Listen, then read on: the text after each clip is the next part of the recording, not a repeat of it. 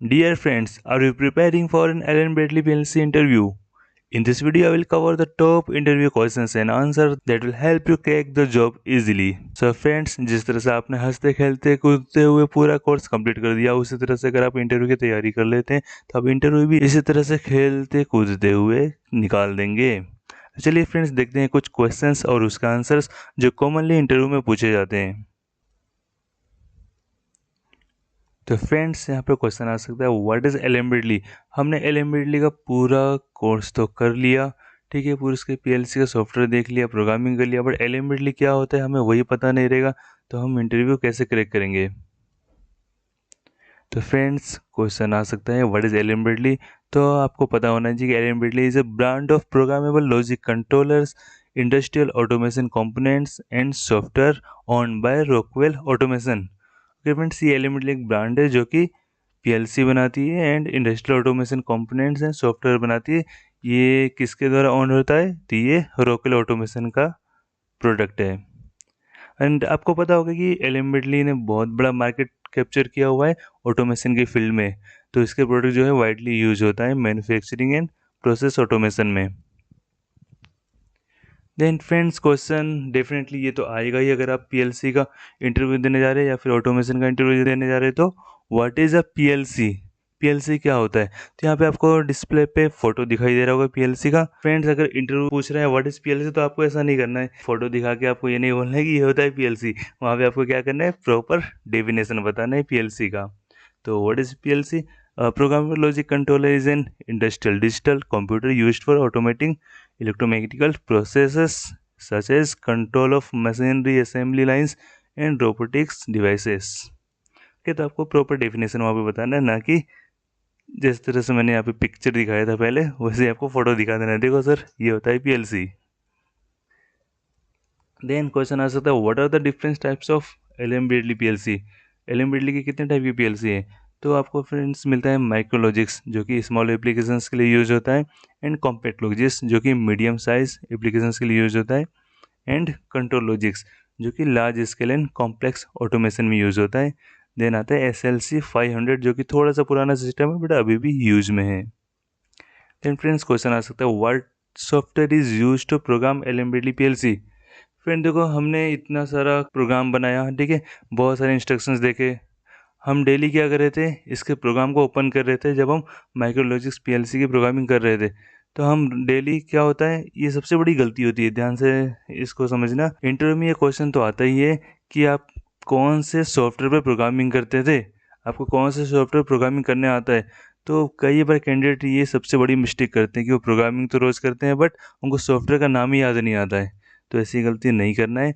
तो इसी बात पे फ्रेंड्स, आपने पूरा कोर्स किया है तो आप मुझे नीचे कमेंट सेक्शन में बताइए कि आप कौन से प्रोग्रामिंग सॉफ्टवेयर पे प्रोग्राम करते थे। तो पहले वीडियो को पॉज करिए और कमेंट सेक्शन में मुझे बताइए, उसके बाद ही आपको आंसर देखना है। तो आई होप फ्रेंड्स आप लोगों ने कमेंट कर दिया होगा। तो चलिए आंसर देखते हैं। तो हम कौन सा सॉफ्टवेयर यूज़ कर रहे थे? RSLogix 500 for micrologix and SLC 500 PLC। हमने अभी माइक्रोलॉजिक्स पे काम किया था तो हम RSLogix 500 यूज़ कर रहे थे। देन यहाँ पर एक और सॉफ्टवेयर होता है RSLogix 5000 और स्टूडियो 5000। किसके लिए? Compact Logix and control Logix PLC के लिए। देन फ्रेंड्स, क्वेश्चन आ सकता है what programming languages are used in LMDT PLC। LMDT PLC में कौन कौन से प्रोग्रामिंग लैंग्वेज होता है? तो फ्रेंड्स, सबसे पहले आप मुझे कमेंट सेक्शन में बताइए कि हमने अभी जो प्रोग्रामिंग लैंग्वेज सीखा था वो कौन सा था। ओके, तो चलिए देख लेते हैं कौन कौन से लैंग्वेज होते हैं। सबसे पहला लैंग्वेज जो आ रहा है लेडर डायग्राम, जिसको लेडर लॉजिक बोलते हैं, and function block diagram, structure text, instruction list and sequential function chart, जिसको SFC बोलते हैं शॉर्ट में। तो ये सारे प्रोग्रामिंग लैंग्वेजेस है जो LMDT PLC में यूज होता है। तो फ्रेंड्स, मुझे कमेंट सेक्शन में बताइए हमने कौन सा अभी प्रोग्रामिंग लैंग्वेज सीखा था। आई होप आप लोगों ने कमेंट कर दिया होगा। तो आप सभी को पता होगा हमने जो प्रोग्रामिंग लैंग्वेज सीखा वो था ladder logic, LD। Okay, then friends, next question, what is the difference between compact Logix and control Logix. तो फ्रेंड्स, आपको पता है कॉम्पैक्ट लॉजिक्स जो कि किस तरह का PLC होता है? Used for medium size automation integrate IO module with CPU. मतलब सीपीयू के साथ में उसके इनपुट आउटपुट मॉड्यूल वहाँ पे होते हैं, कॉम्पैक्ट होता है वो, एंड एक ही कंपार्टमेंट में सारी चीज़ें वहाँ पे मिल जाती है। Control logix use for large scale automation, supports redundancy, motion control and higher processing power. Then friends question आ सकता है what is a tag in Allen Bradley PLC. तो टैग क्या होता है? तो tag is a variable used in Allen Bradley PLC to store and process data. It replaces traditional memory addresses. Friends आप सभी को पता होगा जब हम प्रोग्रामिंग कर रहे थे तो हम क्या कर रहे थे, जो भी आउटपुट ले रहे थे उसको हम टैग से डिफाइन कर देते थे। जैसे मान लीजिए हमने एक आउटपुट लिया था O:0.0/1, तो वो आउटपुट एड्रेस को हम क्या बता रहे थे कि हमने उसका आउटपुट में हमने अगर मोटर कनेक्ट किया है तो हम क्या वहाँ पे टैग डिफाइन करते थे मोटर। ओके, तो आप अगर उसी एड्रेस को दोबारा अगर कहीं यूज़ करना है तो हम क्या करते थे, सिर्फ हम मोटर टाइप करते थे, वो एड्रेस ऑटोमेटिक आ जाता था। ओके, तो ये इसके लिए यहाँ पे क्या कहा गया, it replaces traditional memory addresses. तो हर बार आपको बार बार एड्रेस एंटर करने की ज़रूरत नहीं थी, आप टैग नेम डालोगे तो ऑटोमेटिक वो एड्रेस आ जाएगा। Then what is the difference between local IO and remote IO for input output. तो लोकल आई आपको पता है कि mode is directly connected to the PLC chassis. PLC के साथ में जो इनपुट आउटपुट है, ठीक है, आपको पीएलसी में पावर सप्लाई मिल रहा है, सीपीयू मिल रहा है, और वहाँ पे ही आपको आईओ कार्ड मिल रहा है। इनपुट आउटपुट आपको पीएलसी के पास में मिलता है, उसको बोलते हैं लोकल आईओ, जो कि पीएलसी के पास में पीएलसी में ही लगा हुआ है input output. Then remote IO क्या है? रिमोट से ही हमें मीनिंग समझ में आ रहा है, रिमोट मतलब दूर, ठीक है। देन तो यहाँ पे क्या मिला आपको, remote IO means modules located away from the main PLC connected via network like Ethernet, IP और कंट्रोल नेट।